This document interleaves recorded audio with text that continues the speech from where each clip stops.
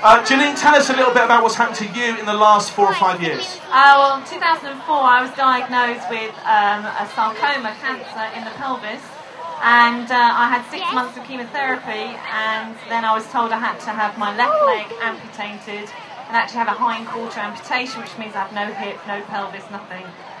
Which, as you can imagine, I was only just 40. They say life begins at 40. Well, that's very interesting. I'm sure there's plenty of you out there who would say otherwise.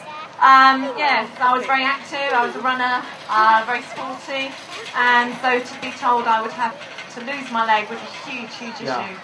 So we're the same age, Janine. Are we? We are the same Are age. you 63? Yeah. 1963?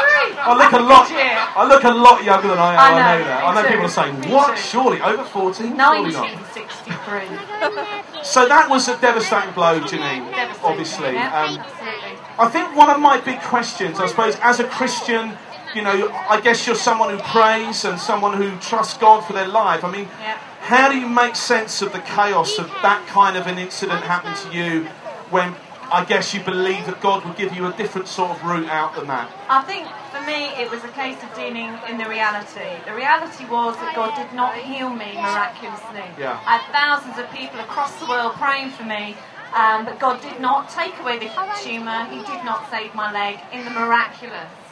And what I've had to do in the last 3 years is put that all back together again and actually realise that my image of God was wrong. That if I was God, I'd have mended my leg.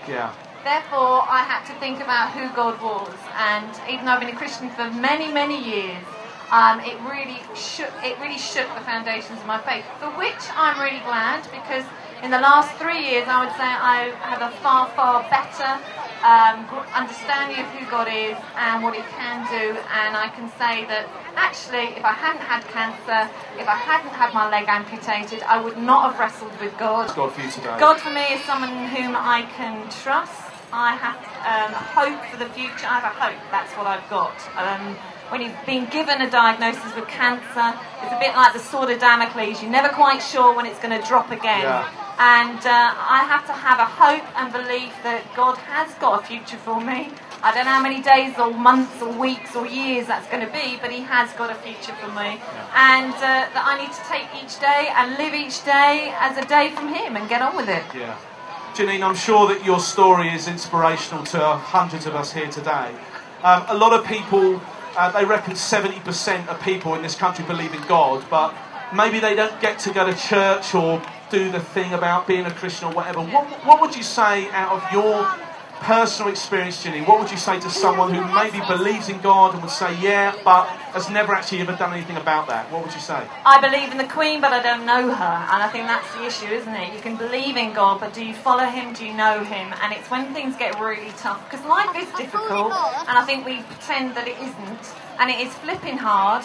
And we need to have a sense that there's something more than all this. And that's what I needed, a sense that there's more than something about this.